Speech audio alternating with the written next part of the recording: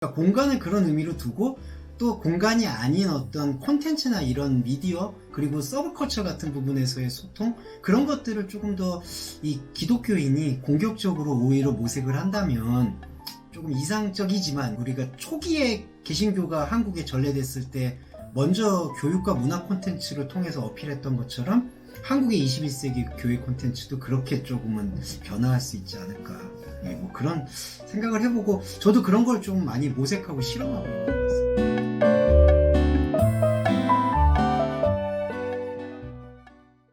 어떤 거든지 제가 마지막에 부딪히는 한 게 뭐냐면 네. 다들 바쁘고 돈이 없고 이런 거죠.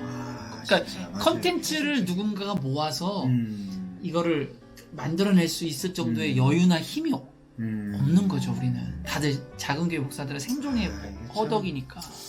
이게 참 그런 것 같아요. 진짜 좀 안타깝고 지금 잘 말씀 목사님 해주신 게 이게 이른바 이제 그 알고리즘 헤게모니 같은 건데 교회 콘텐츠 같은 경우에는 대형 교회를 통해서 그들은 원래 인프라가 있기 때문에 그런 유통 관계가 있고 그런 걸 통해서 사실은 설교나 그런 교육 콘텐츠가 독점되는 경향이 전 있다고 생각하거든요. 그래서 목사님 말씀처럼 사실은 작은 것 안에 저는 신학적인 가치도 묻어 있다고 생각을 해요. 그러니까 소수하고 소통하고 있는 안에서 오히려 해석학적인 조금 섬광이 있지 않을까. 대형교회는 대형교회의 시스템에 대해서 저는 좀 비판적으로 보는 게 이미 그거를 시스템적으로 바라보고 있는 것 안에서의 캐리그마 설교라는 게 이미 그 시스템에서의 조금은 검열을 받고 있지 않을까. 그러니까 나는 이 정도의 청중들에게 이거를 던져야지. 이미 그게 저는 길들여졌다고 보거든요. 그게 저는 알고리즘 헤게모니라고 보고 있기 때문에 그런 알고리즘 헤게모니를 좀 해체할 수 있는 게 오히려 작은 곳들의 연대.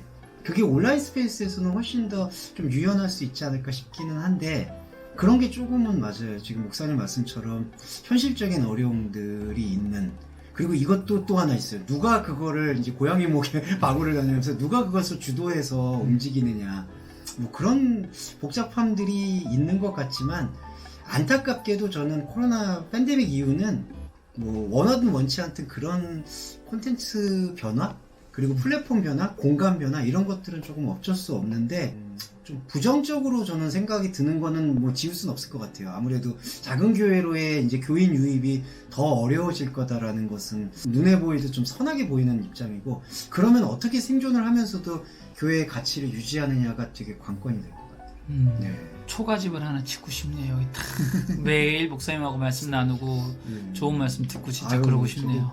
저도 목사님이 갖고 계시는 이런 미디어 인프라라고 저는 생각해요. 목사님 자체가 소프트웨어 차원을 넘어서서 이제 미디어 인프라가 되셨다고 생각하고 그냥 편하게 드리는 말씀이 아니라 목사님의 이제는 존재성이 조금은 미디어 인프라의 존재성이 되지 않았나. 그래서 그런 의미에서 목사님이 조금은 어떤 면에서 욕을 먹으실 수도 있고 또 어떤 콘텐츠를 또 제안하다가 왜 저 목사는 저런 걸 제안해? 이렇게 좀 그러실 수도 있겠지만 계속 그런 부분들을 좀 찌르고 선도적으로 나아가시는 게 필요할 것 같고 저는 또 예술하는 입장에서는 예술과 어떤 신학의 종목, 예술과 신앙의 종목 그런 것들의 콘텐츠를 계속 좀 생산하면서 그런 것들이 자연스럽게 좀 그냥 긍정적인 의미, 저는 그걸 하방 헤게몬이라고 생각하는데 그게 뭐냐 민주적 헤게몬이라고 생각해요. 그러니까 권력을 모아가지고 그것이 어떤 집단 권력으로 가는 게 아니라 그것을 권력으로 시작하지 않고 집단 지성으로 이해해서 그것이 영성으로 넘어갈 수 있는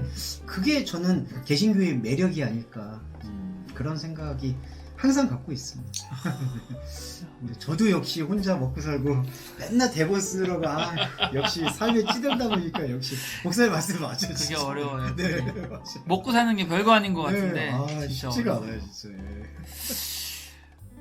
다른 한편으로는 목사님 그 컨텐츠의 흐름에 대한 방향에 대한 고민들도 좀 있어요. 그러니까 예를 들면 아주 전통적인 방식으로 만드는 그런 전통적 메시지를 담아서 만드는 컨텐츠도 가능하고 또 사람들은 또 새로운 시도도 많이 해요. 새롭다라는 게 사실 대단한 게 아니라 기존의 뉴미디어에서 많이 먹히는 컨텐츠의 소위 말해 하이브리드하는 재미있는 좀 괜찮고 사람들이 많이 모이는 중고등부 이런 예배를 가보면 앞부분에 찬양 한두고 그리고 뭐 기도 잠깐 설교 짧게 그 다음에 한 시간 이상을 라디오 방송이나 그런 것처럼 토크를 하더라고요. 라이브로 재밌게 좋네요. 잘해요. 잘하는데 그거 말고도 이제 바깥에 있는 콘텐츠랑 이렇게 좀 같이 섞어서 하는 것들이 꽤 있더라고요.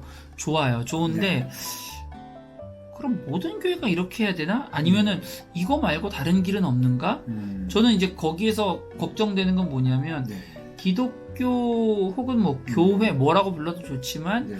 그것이 가지고 있는 그 고유의 것은 반드시 있거든요. 네. 반드시 그 고유의 색깔이 있고 맞아요. 그게 어떻게 변형되냐의 차이일 뿐인데 네. 우리 기독교 콘텐츠는 뭘 담아야 되지라고 뭐 그 딱딱하게 무슨 뭐 복음 이런 차원이 아니라 뭘 어떻게 담아야 되는지에 대한 고민이 저는 생각보다 많이 없다는 생각이 드네요. 오히려 뭐에 천착하냐면 맞아요. 숫자에 천착하는 거예요. 예, 맞습니다. 그런 재미있는 시도를 하는 이유는 숫자 때문인 거예요, 사실은. 이걸 어떻게 극복하지? 네. 앞으로 콘텐츠는 어떻게 가야 되지? 저는 요즘에 이 고민이 돼서 사실은 지금 저 콘텐츠 안 만든 지 네. 한 달 정도 됐어요. 아, 2.5단계 되면서 예, 예. 약간 조심스러워지는 거예요. 다음 단계는 뭐지라고 생각하니까 저도 딱 막히고 네. 어떻게 가야 될까 잘 모르겠어요. 혹시 어떻게 생각하세요? 맞아요. 저도 같은 고민이 갖고 있는 것 같아요. 저도 이제 여러 가지로 그냥 나름대로는 뭐 문화를 통해서 복음을 전하거나 소개를 하고자 하는 그런 마음도 있지만 어느 순간에 가보면은 그 흔히 말하는 우리가 생각하는 그 트렌드, 어그로 끌기에 많이 지금 함몰되어 있지는 않은가. 그게 기독교가 주도하는 모습이 돼야 되는 건 아니라고 생각하거든요. 그러니까 이를테면 이런 것 같아요. 목사님 말씀처럼 우리 기독교 콘텐츠가 유튜브에서 어떤 조회수를 차지해야 된다. 어떤 만큼 노출이 돼야 된다. 약간 그런 경쟁? 그러니까 그런 걸 위해서 하이브리드가 필요하다. 그런데 항상 결론은 좋은 것 같거든요. 그렇게 해서 많은 사람이 보면 예수님 복음을 증거하고 좋은 거 아니냐. 근데 저는 약간 그걸 회의적으로 보는 게 그렇게 어그로를 끄는 게 사실은 이 현대사회가 갖고 있는 그들만의 키치적 문화에 뒷공무니를 쫓는 것처럼 느껴지고요. 그러니까 기독교에서 웹툰을 따라하거나 뭐 얘가 아까 그런 콘텐츠를 하는 게 그냥 원해서 그런 도구를 쓰는 거면 모르겠는데 그냥 그런 것들을 하니까 따라가자라든지 선점하자라든지 모방하자 하는 것들은 오히려 좀 본질의 의미를 좀 퇴색시키지 않을까. 그러면 본질이 뭘까라는 고민을 항상 하게 되는 것 같아요. 저도. 그런데 저는 그 본질의 고민이 늘 질문을 던지는 스토리텔링에 있지 않을까. 그러니까 우리가 예수 그리스도의 사유 방식을 보더라도 그러니까 제 느낌에서는 되게 갈치짝거림을 하신 것 같거든요. 여기 갔다 저기 갔다가 사람이 저는 되게 사람이라고 얘기해서 좀 그래.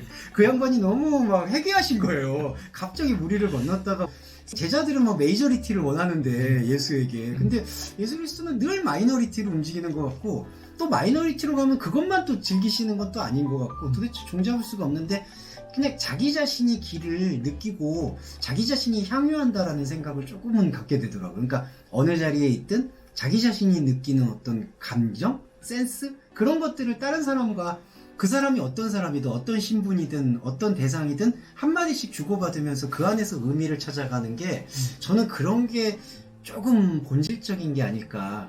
뭐 늘 돌아가면은 신학적인 걸로 돌아가긴 하는데 굳이 이걸 포스트 모던이라고 얘기하지 않더라도 우리가 생각하는 가장 해체된 가치 속에 우리의 일상이라고도 얘기하기에도 뭐라는 좀 소소한 가치 속에서 우리가 그리스도를 찾아가는 것들을 마음에 담아내고 그게 SNS가 되거나 콘텐츠가 되거나 영화가 되거나 웹드라마가 되거나 뭐 그렇게 파상적으로 움직이게 되면 어느 순간 우리가 뭐 이게 복음이다 아니다라는 걸 떠나서라도 여기 안에 생명이 있구나 희생이 있구나 가치가 있구나 저는 그런 생각이 들고 제가 좀 부족하지만 목사님의 움직임을 보면 그런 게 느껴져요. 그러니까 목사님이 의도하시든 의도하지 않든 그냥 제가 제3자적 관점에서 혹은 포스트모던을 전공한 사람의 입장에서 봤을 때는 목사님은 어느 자리에 가서도 거기서 그냥 자족하고 계시구나. 그러니까 여기서도 충분히 될 수가 있겠구나. 어느 자리에 가서도 그게 적응력이라기보다는 거기에서도 목사님이 갖고 있는 고유의 색깔을 잃지 않는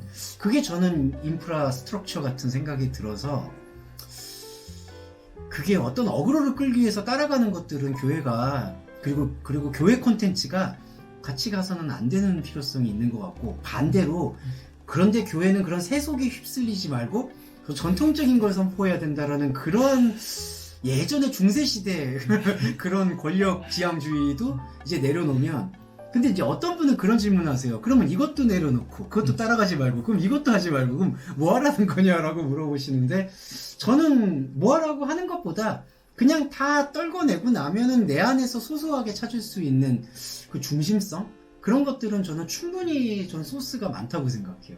성경 안에 저는 또 작가다 보니까 아무래도 성경 안에 스토리텔링 안에서 야 이걸 이렇게도 읽을 수 있겠구나 저렇게도 읽을 수 있겠구나 여러 가지 이야기 다발이 있기 때문에 그런 것들을 서로 또 구전이라고 하죠. 오랄 컨디션으로 계속 나누기도 하면은 더 재밌고 의미 있는 복음의 움직임? 뭐 그런 게 느껴지지 않을까. 많이 부족하긴 하지만 저도 조금씩 목사님도 아마 그런 것들을 조금씩 그 성감과 같은 그 생명? 그런 것들을 느끼시지 않을까. 뭐 그렇게 생각하고 있어요. 아, 오늘의 이 귀한 가르침 정말 감사합니다. 아유. 제가 오늘 큰 깨달음을 얻고 아유 목사님이 저한테 맨날 가르쳐 주시고 하산하도록 하겠습니다.